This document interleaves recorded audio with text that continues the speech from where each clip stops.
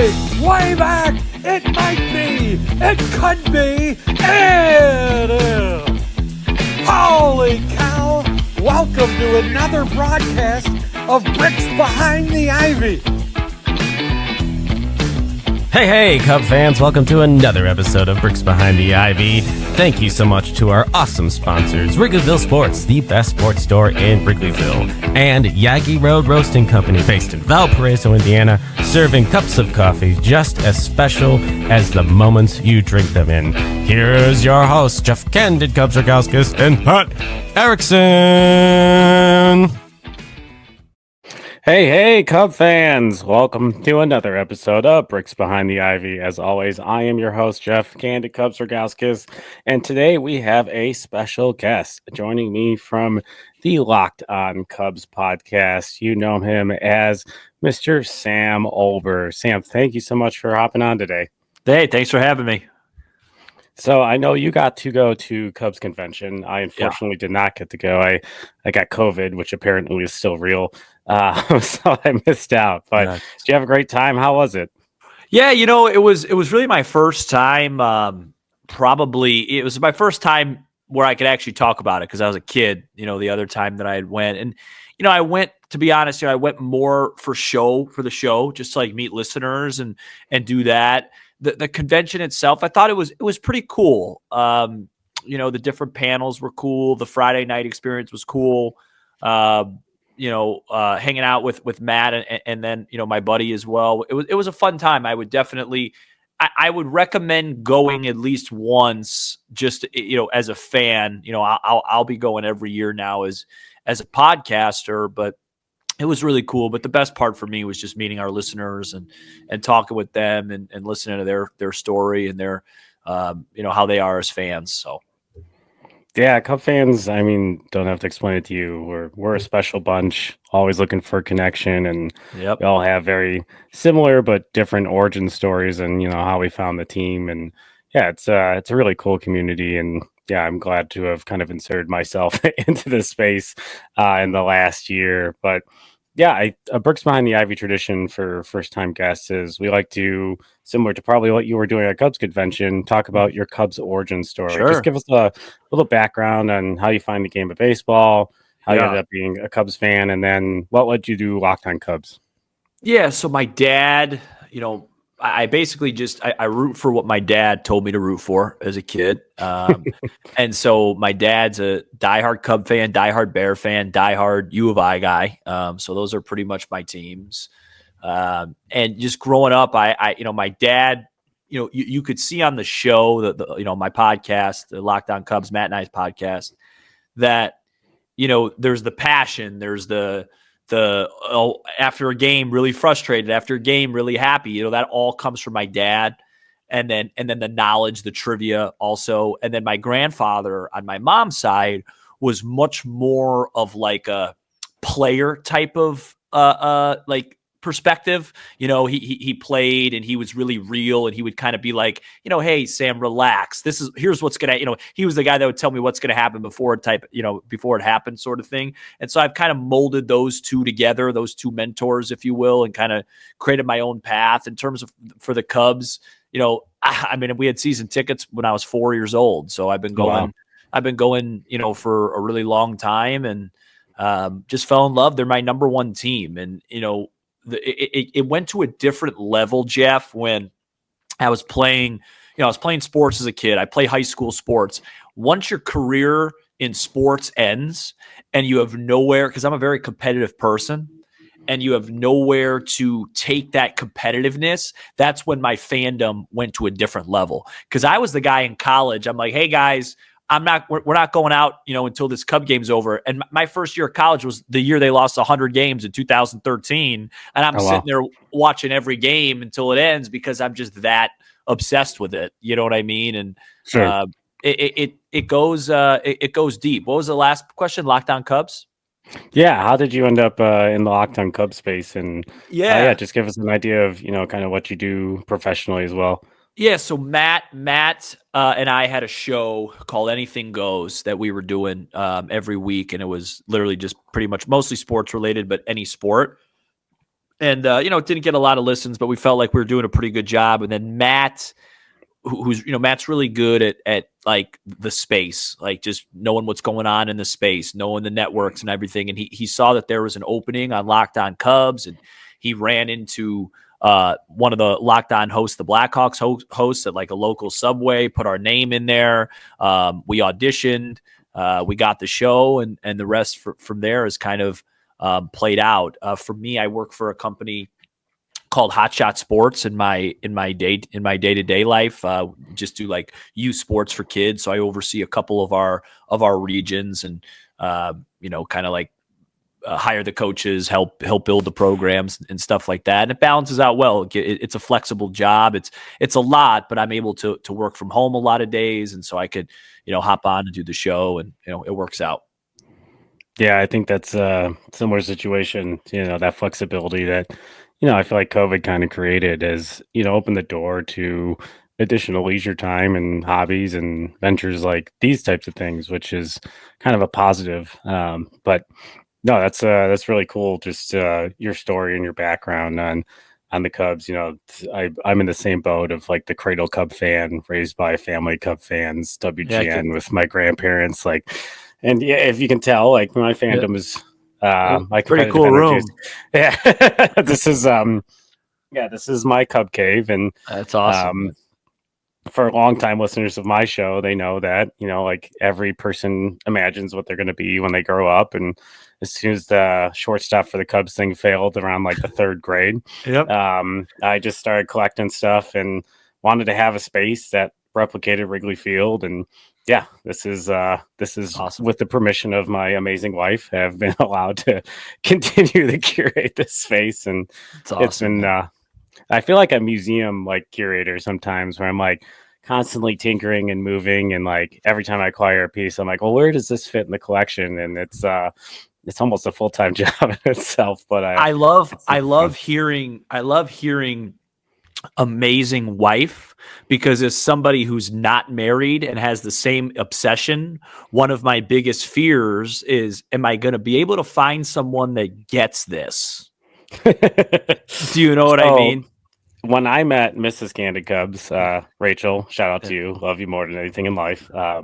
She was my blind date to fraternity formal when I was in college, and it's just I was really busy with a bunch of stuff on campus, and like didn't have time to find a date. And her roommate wanted to go with one of my fraternity brothers, and she didn't want to go alone for reasons. So she made her roommate Rachel go with, and she was my date. And there you go. They played Don't Stop Believing at our formal, and she got up and started singing Go Cubs Go over it and booed the song. And that was the moment in my brain, I'm like, I have to marry this woman. Yeah, like, there you go. This is straight up perfect. So you just found someone that was like you anyway with that. Yeah, she's not, I wouldn't say she's like a diehard, but she really likes sports, grew up in South Bend. Like, so Notre Dame was, like kind of the culture. And yeah, Northwest Indiana is still huge Cubs fans. Her dad was a big sports guy. So we went to Cub games a lot. Our wedding pictures are in Cub jerseys, and my son's named after Kyle Hendricks.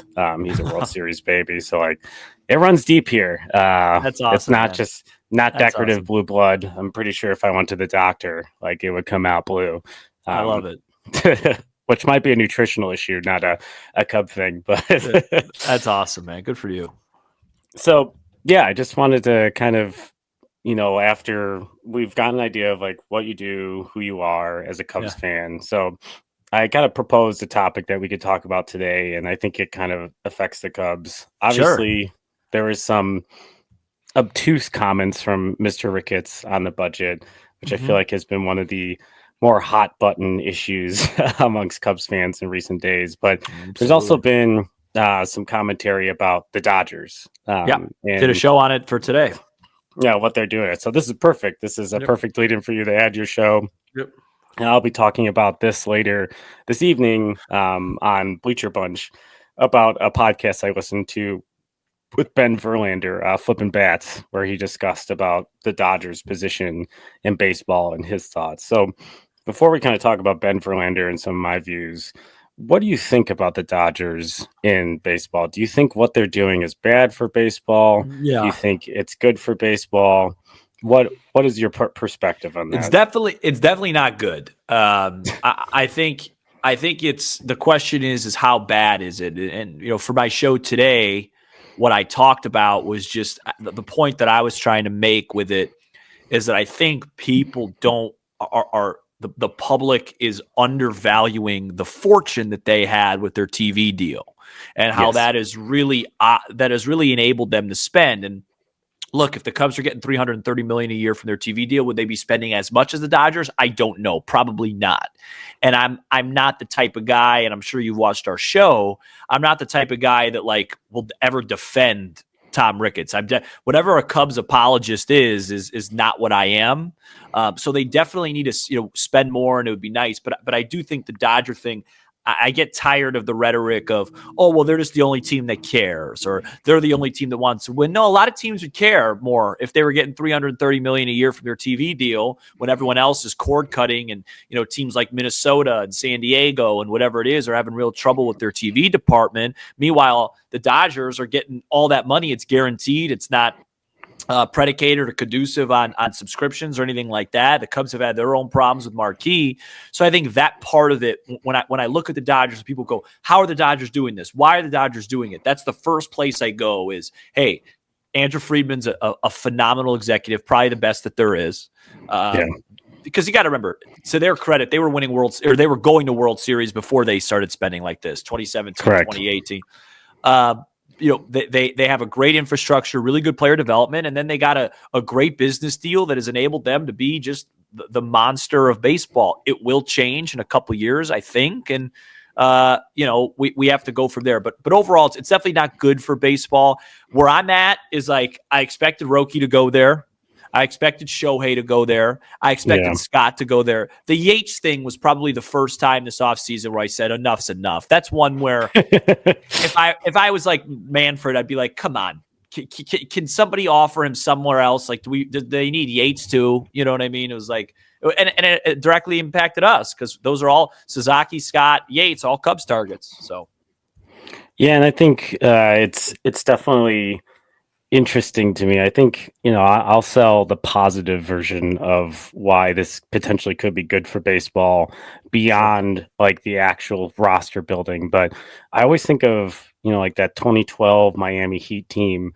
And when they started assembling, LeBron and Chris Bosh and Dwayne Wade, I feel like there's probably numbers out there, metrics of like hate watching, because it didn't become about watching the Heat. It was about rooting for them to lose. And they were obviously a super good team. I know like people in weird ways thought they underperformed because they didn't win every championship, but they won 2 in a row and went to the finals that one, I think in that third year. All 4 years they went to the finals. Yeah. So like ultimately it was a success from that perspective. And it's very interesting to think like, all right, well, if the Dodgers are getting all this national attention, it is going to help the game a little bit. The Major League Baseball gets in its own way in distribution.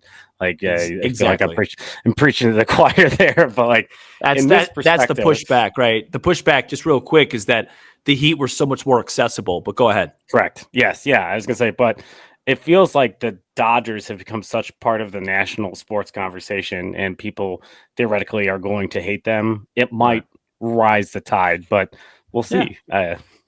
I think it's an interesting point.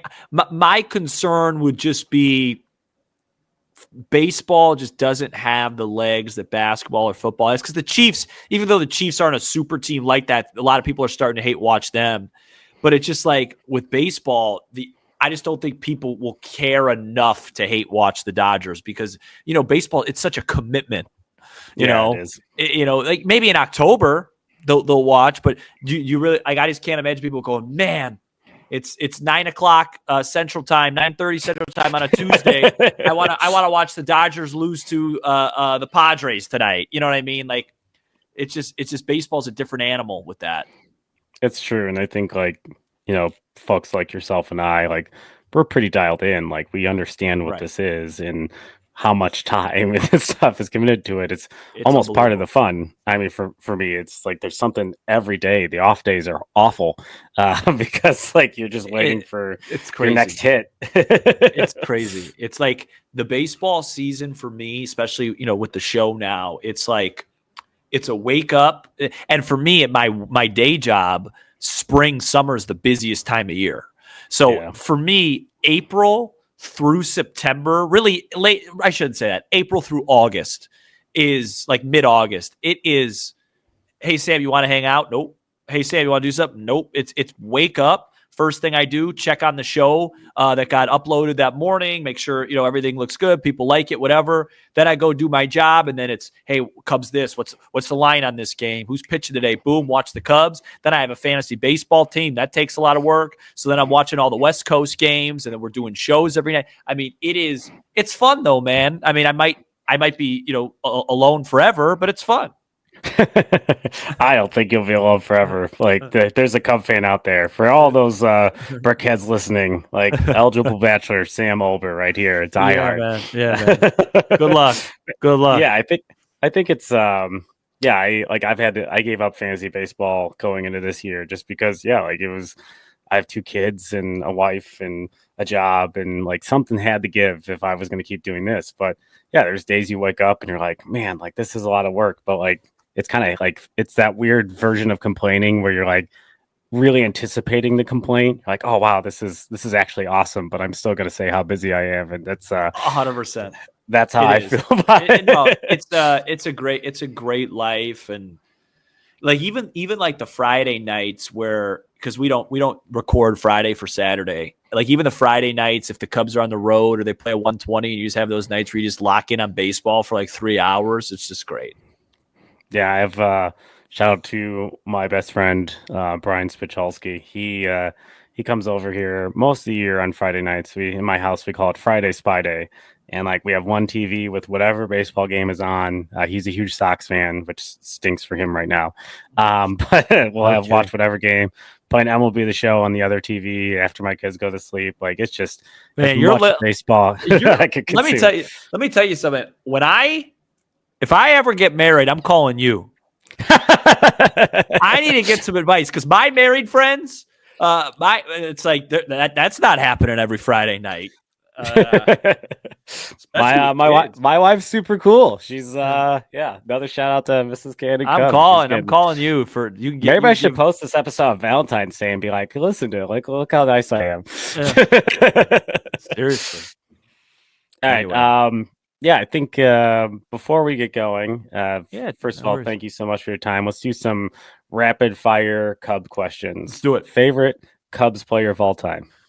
So this one's probably a weird one. So let me explain. So the answer is Starlin Castro. Interesting. Okay. And so obviously, you know, when I was rooting for Castro as a Cub, I know his career ended pretty poorly. This was obviously way before that. So I was, you know, some of your most impressionable years, like I'm in high school, diehard Cub fan, and the Cubs just weren't watchable. And so when he came, I don't know what it was. I don't know if you guys remember this, but like 2010, all you heard about was, hey, they got this shortstop. You know, they got this minor league shortstop, 20 years old. He comes up, first game, hits a homer, first at bat, drives at 6. And for like 2-3 straight years until really Rizzo came along. When Rizzo came in 12, but like he was a huge reason to watch for a long time.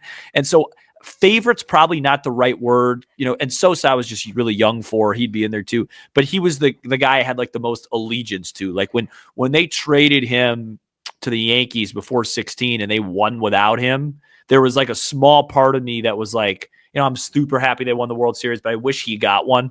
Like I wish he was part of that team, which I mean, it was a great deal with no Zobrist, no ring. So it worked out.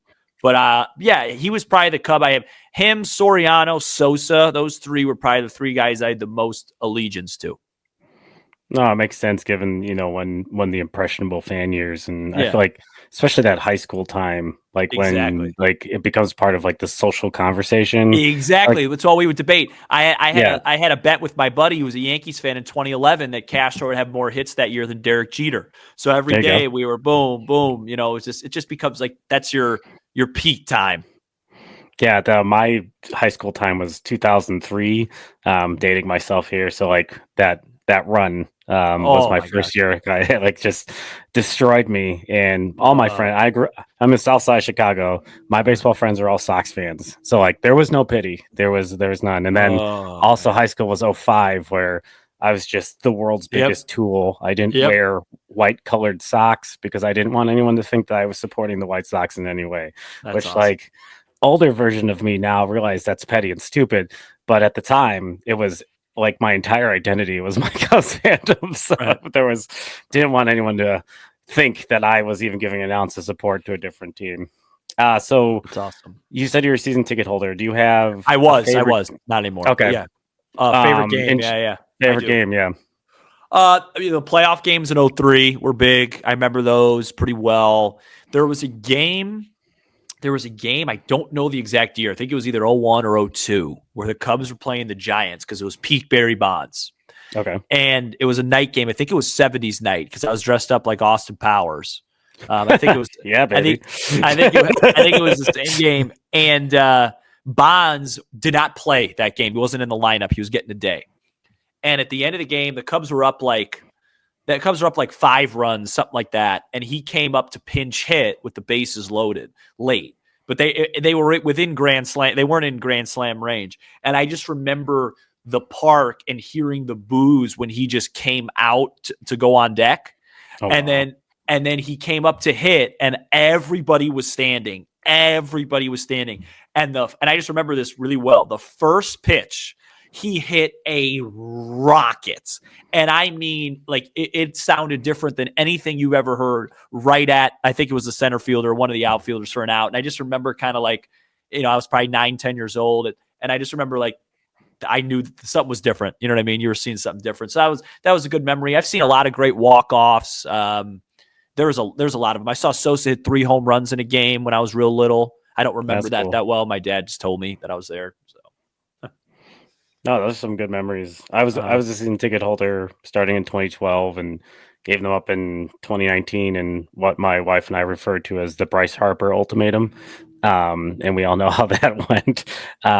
But yeah, it was, I would say, my favorite game was the first time I had season tickets opening day. Like just that feeling of like finally like climbing that hill. My whole life I wanted season tickets. Like back when the list was like 20 years long, I put my name on the list when I was 7 and got called in my 20s. And like that sitting in those seats that were my seats just after Theo had gotten hired, knowing that like we were potentially at the beginning of something special, even if they were losing. That's a feeling I'll never forget. And Derek Jeter's last game at Wrigley is a highlight for me as well. He was that's a good one.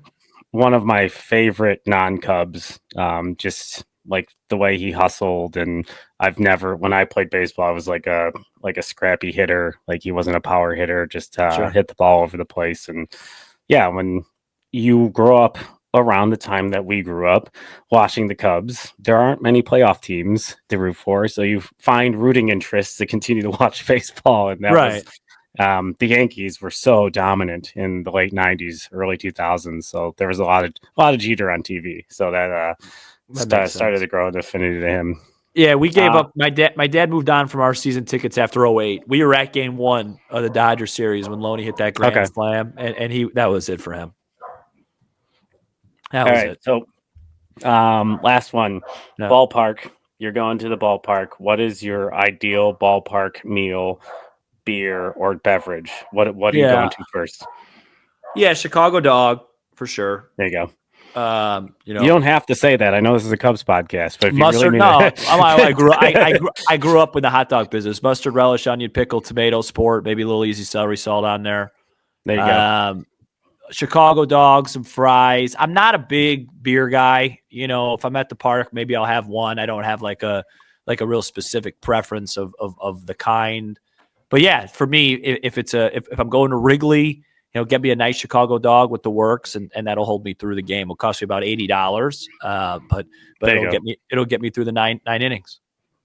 And then if you're sitting at Wrigley, where's your preference to sit? I always still go to the bleachers with my friends, But to be honest with you, I love the game so much. Like I am not one of those people that go to Wrigley for the experience. I go to Wrigley to root the Cubs to win and to be there. And so when I'm in the bleachers, I just feel like everyone's so distracted. It's just not for me. I have no interest in a beer snake. I'm trying to win a baseball game. Like I don't care about that. So I really enjoyed where our season tickets were. Like it was 220. Section 220, and we were under the roof, so like bad weather, rain, we weren't impacted. You got a good view of the parks. I was in 217, so like, perfect. Yeah. Those seats are beautiful. Yeah, like you're kind of center. You still see all the fly balls. You got the shade. Exactly. It was just really. Yeah, every time I buy tickets, I still try to buy in that area because I just got so used to it. Yeah. We're gonna have to catch a game together because I'm the exact same way at a baseball game. I generally don't even get up once the game starts because I don't want to miss anything. And exactly. I'm there to win. It's about winning baseball games. That's what it's about. Yeah, and like not to bring this up, but like it's not cheap to be there. I understand when I get there how special it is and like how excited I am to be there, and like I get to experience live the thing that I watch, regardless if I can be there or not, every day of the year. So, and to 100%. Me, it's the point of origin. Like it's where my soul recharges is Wrigley Field. Like it's the smells, the auras, all that. 100%. Well, before we let you go, just want to let you have an opportunity. You obviously have an episode coming out. It's a daily. It's out. It's out about the Dodgers.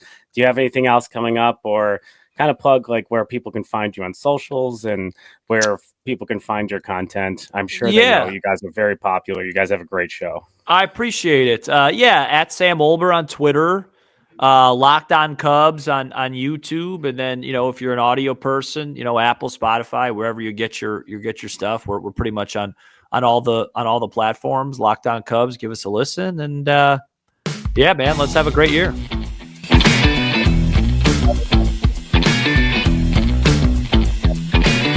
Make sure you guys check out that daily podcast for your daily Cubs fix. Thank you so much for joining us today, Sam. And hopefully Cubs will thrive in 2025. Love it. Hope that Jed's not done making some moves and we can get a playoff team together. And let's catch one of those games and let's bring home some W's. All right, man. Appreciate it. Thanks for having me on.